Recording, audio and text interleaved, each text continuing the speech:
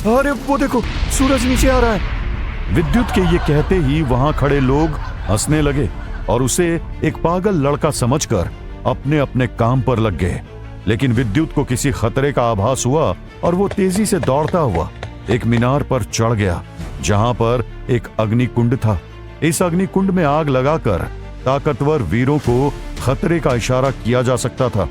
लेकिन तभी उसे वहां कुछ सैनिक दिखाई दिए और उन्हें देखकर विद्युत के कदम रुक गए। अगर मैंने इन सैनिकों को कुछ बताया तो ये लोग भी मेरा मजाक उड़ाएंगे। मुझे इनसे छुपकर जाना होगा। ये सोचकर विद्युत अपने झोले में से एक लाल पाउडर की पुड़िया निकालता है और भीड़ पर फेंक देता है, जिससे भीड़ में भागम भाग होने लगती है और वहां खड़े सैनिकों का ध्यान भी भटक जाता है। और इस बात का फायदा उठाकर विद्युत तेजी से उस मीनार पर चढ़ जाता है। लेकिन तभी एक सैनिक की नजर विद्युत पर पड़ जाती है। ए लड़के, कहां जा रहा है?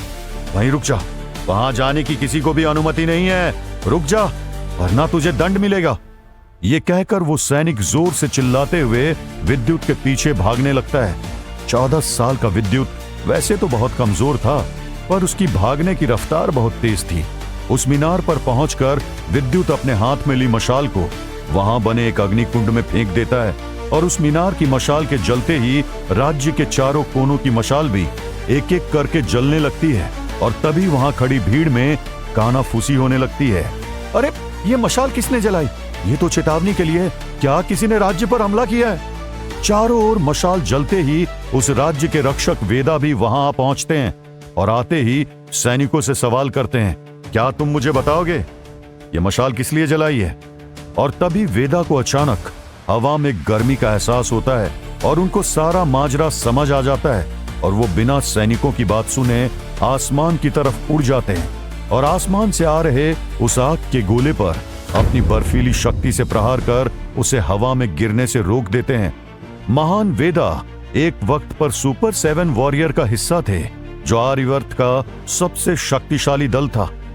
पर समय के बढ़ते बढ़ते अब सुपर 7 वॉरियर दल अलग अलग हो गए थे, जिनमें से कुछ रहस्यमयी तरीके से गायब हो गए थे और कुछ ने आर्यवर्त के लीडर और रक्षक की उपाधि ले ली थी। तो आगे और क्या होगा इस कहानी में? कौन है ये विद्युत और क्या वो बच पाएगा महान ऋतिक वेदा से? जानते हैं आगे। जैसे ही ब्रह्मपुरी राज्य के रक्षक ऋतिक वेदा ने अग्नि शक्तियों से घिरे उस बूढ़े आदमी को बचाया, वो समझ गए कि वो कौन था। नीचे जमीन पर खड़े लोग ऋतिक वेदा और उस बूढ़े आदमी को हैरानी से देख रहे थे और ऋतिक वेदा उस बूढ़े आदमी को बचाने के बाद उससे बोले, क्या तुम कभी एक जगह आराम से नहीं रह सकते? इधर वो सैनिक उन दोनों को देखने में मशगूल थे। उतने में विद्युत उन दोनों को चकमा देकर भीड़ में जाकर छुप गया और तभी वो सैनिक इधर उधर देखते हुए बोला, अरे ये लड़का किधर गया? ये तो बहुत चालाक निकला। अगली बार ये मीनार के आसपास भी दिखाना तो देखना मित्र, मैं उसके हाथ काट दूंगा। अपने साथी सैनिक की बात सुनकर दूसरा सैनिक हंसते हुए बोला, ये तुम 15वीं बार कह चुके हो। उनकी ये बात सुनकर वहां खड़े लोग हंसने लगे। उधर आसमान में ऋतिक वेदा और वो बूढ़ा आदमी बात कर ही रहे थे कि तभी एक और ताकतवर शक्ति उनके पास आकर रुकी। अचानक आई उस खूबसूरत पंखों वाली लड़की को देख वो बूढ़ा आदमी बोला, ये लो आ गई मुसीबत। मैं इसी से बचकर भाग रहा था। न जाने इस खूबसूरत लड़की को मुझ बूढ़े आदमी से इतना लगाव क्यों है। उस बूढ़े आदमी के मुंह से ये सुनते ही वो लड़की अपनी मस्त अदाओं के साथ अपने पंखों को बड़ी धीमी रफ्तार से लहराते हुए उन दोनों के सामने आकर खड़ी हो गई। इस लड़की का नाम था दुदुसी या अधर्मपुरी, जो कभी शक्तियों के मामले में इस दुनिया का चौथा सबसे बड़ा रहस्यमयी स्थान था। उस राज्य के लीडर की छोटी बहन थी और तभी लीडर ऋतिक वेदा ने अपने सामने खड़ी दुदुसी को देखकर कहा, दुदुसी अपनी शक्तियों को काबू में रखो और चली जाओ यहां से, वरना अगर तुम चाहते हो कि मैं यहां से चली जाऊं तो इस बूढ़े से मुझे मेरा वो अग्नि ग्रंथ दिलवा दो, मैं चली जाऊंगी। अपने सामने खड़ी दुदुसी की ये बात सुनकर वो बूढ़ा योद्धा, जिसका नाम सिल्वर थामा था, नाराजगी से बोला, ये मेरी जीवन की पूंजी है और मैं इसे अपने वारिस को दूंगा, तुम्हें नहीं। अगर मेरी शक्तियों पर शील नहीं चढ़ी होती मैं तेरी जबान काट देता। देखो मेरे पास वक्त नहीं, मेरे लीडर ने मुझे आदेश दिया है कि मुझे इस ग्रंथ को किसी भी कीमत पर हासिल करना है। इसलिए लीडर वेदा, आप मेरे रास्ते में ना आए, वरना मैं इन सबको अंधा कर दूंगी। और दुदुसी इतना कहकर अपनी शक्तियों को बढ़ाने लगी, जिससे सैकड़ों लोगों के दर्द से कहराने की आवाजें आने लगी। ये देख वेदा ने अपने हाथ को हवा में लहराया और वो ग्रंथ उनके हाथ में आ गया। फिर उन्होंने वो ग्रंथ जमीन की तरफ फेंकते हुए दुदुसी से कहा, जाओ इन्हीं लोगों के बीच से ये ग्रंथ ढूंढ कर ले लो। इससे पहले कि दुदुसी उस ग्रंथ को ढूंढती, ऋतिक वेदा ने अपनी शक्तियों की मदद से एक शील बना दी, जिससे इंद्रपुरी साम्राज्य के ऊपर एक कवच बन गया। जब दुदुसी ने देखा कि उसके कदम आगे बढ़ाते ही वो हमले का शिकार हो सकती है, तो वो घबरा गई। और तभी रक्षक ऋतिक वेदा ने भी अपने चक्रों को जागृत करके एक बड़े ही भयानक शेर का रूप धारण कर लिया और उस लड़की पर प्रहार करने लगे। तभी उनके पीछे खड़ा बूढ़ा थामा बोला, रुको, हम उसे नहीं मार सकते। अगर हमने ऐसा किया तो एक महायुद्ध होगा और फिर हजारों लोग मारे जाएंगे, इसलिए इसे जाने दो। ये देख ऋतिक वेदा, जो कि एक शेर के रूप में थे, तेज दहाड़ के साथ अपनी भारी आवाज में बोले, जाओ, चली जाओ यहां से, इससे पहले कि मेरा मन बदले। दुदुसी समझ गई अभी उसका रुकना उसकी जिंदगी को खतरे में डाल सकता है, इसलिए वो वहां से जाने लगी और जाते जाते बोली, मैं वापस जरूर आऊंगी। ये कहकर दुदुसी वहां से चली गई। उसके जाते ही वो दोनों नीचे जमीन पर आकर उस ग्रंथ को ढूंढने लगे, लेकिन काफी तलाशने के बाद भी उनको वो ग्रंथ नहीं मिला और वेदा थोड़ा परेशान सा दिखाई देने लगा। उसे उस हाल में देखकर थामा ने वेदा से कहा, अरे वेदा, आपको इतना परेशान होने की जरूरत नहीं है। उसे कोई आदमी अगर खोलेगा तो मुझे आभास हो जाएगा और मैं उसे ढूंढ लूंगा। चलो अब मैं चलता हूं, मुझे ट्रेनिंग भी करनी है।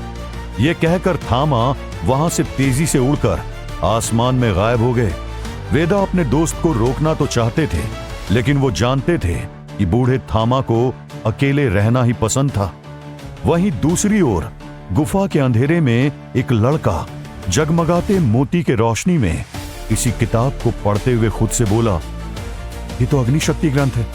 अगर मैं इस ग्रंथ में लिखी तकनीक सीख गया तो मैं मुकाबला जीत जाऊंगा, तब मुझे बहुत बड़ा इनाम मिलेगा।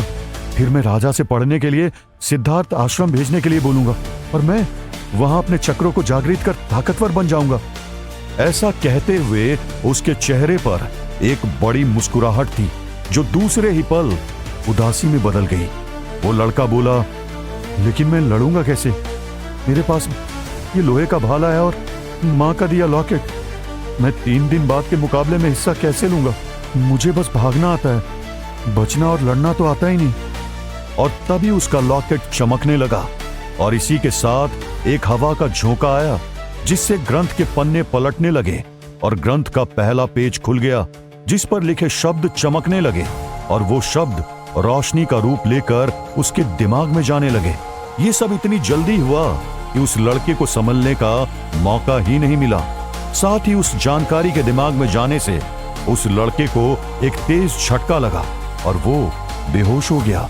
ये लड़का कोई और नहीं बल्कि विद्युत था। कुछ देर बाद विद्युत को एहसास हुआ कि कोई उसे हिला हिलाकर जगा रहा है, जिस वजह से उसको होश आ गया और धीरे धीरे उसने अपनी आंखें खोली और तभी उसे सामने अपनी बूढ़ी दादी नजर आई। बेटा विद्युत, तुम यहां क्यों सो गए? चलो उठो, खाना खा लो। अपनी दादी के जाते ही विद्युत ने उठकर अपने कपड़े ठीक किए और आसपास देखा, लेकिन उसे वो किताब कहीं नजर नहीं आई और उसने सोचा कि उसकी दादी ने उसे कहीं रख दिया होगा। बाहर आने पर विद्युत ने देखा कि बाहर बहुत बिजलियां कड़क रही थी और तभी एक बिजली सीधा विद्युत पर आकर गिरी, जिससे उसके शरीर को तेज झटका लगा और विद्युत के कपड़े बिजली के झटके से चिथड़ों में बदल गए और शरीर से कमजोर होने के कारण वो फिर से बेहोश हो गया। करीब 3 घंटे बाद जब उसकी आंखें खुली तो वो एक झोपड़ी में था। उसने अपने शरीर को देखा तो उसके कपड़े बदले हुए थे, जिसने विद्युत के चेहरे की हैरानी को और भी अधिक बढ़ा दी और विद्युत हड़बड़ाकर जोर जोर से चिल्लाकर अपनी दादी को आवाज लगाने लगा। विद्युत के अचानक चिल्लाने की आवाज सुनकर उसकी दादी हड़बड़ाकर कमरे में आई और बोली, तू होश में आ गया नालायक? आजकल तू बहुत शैतान और आलसी हो गया है। कोई भी काम बोलो जाकर सो जाता है। इस बार तो हद कर दी, अपने कपड़े भी फाड़ दिए। बाहर एक बूढ़े आदमी को तू बेहोश मिला, वही तुझे लेके आया है और वो तेरे होश में आने का इंतजार कर रहा है। कह रहा है कि वो तुझे जानता है। फिर जब दादी के कहने पर विद्युत ने बाहर जाकर देखा तो अपने सामने खड़े उस शख्स को देखते ही उसके रोंगटे खड़े हो गए और वो बड़बड़ाते हुए बोला, आप यहाँ कैसे? मतलब आपको उस गुफा के बारे में कैसे पता चला? विद्युत का सवाल सुन वो बूढ़ा आदमी मुस्कुराने लगा और विद्युत के करीब आकर फुसफुसाते हुए उसके कान में बोला, बच्चे, मुझे तुम्हारे बारे में बहुत कुछ मालूम है। मुझे तो ये भी मालूम है कि मेरा वो अग्नि ग्रंथ तुम्हारे ही पास है। लेकिन घबराओ नहीं, मैं तुमसे वो ग्रंथ लेने नहीं आया, बल्कि मैं तो तुम्हें अपना शिष्य बनाने आया हूँ। थामा के ये कहते ही विद्युत ने उसे बताया कि वो शक्ति महल में होने वाले मुकाबले के लिए जाना चाहता है। ये जानकर थामा उसे अपने साथ मुकाबले से पहले होने वाली पंजीकरण प्रक्रिया के लिए शक्ति महल ले आते हैं। लेकिन वहां विद्युत की एक लड़के से थोड़ी किचकिच हो जाती है, क्योंकि वो विद्युत का मजाक उड़ा रहा था। बात इतनी बढ़ जाती है कि दोनों में लड़ाई शुरू हो जाती है। सबको लगता है विद्युत को आज बहुत बढ़िया वाली मार पड़ने वाली है, लेकिन बदले में विद्युत उस लड़के को धूल चटा देता है और सब लोग ये देखकर हैरान रह जाते हैं। उनके बीच बढ़ते झगड़े को देखकर वहां के कमांडर युद्ध शांत करवाते हैं और फिर थामा के साथ मिलकर विद्युत की रजिस्ट्रेशन प्रक्रिया पूरी करते हैं।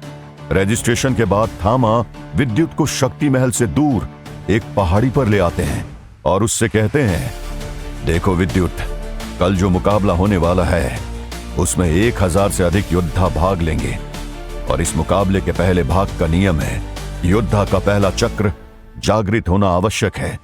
इसलिए आज मैं तुम्हारे मूलाधार चक्र को जागृत करने में मदद करूंगा।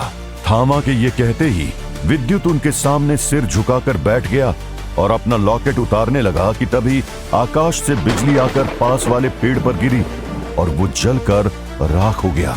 ये देखकर विद्युत डर गया।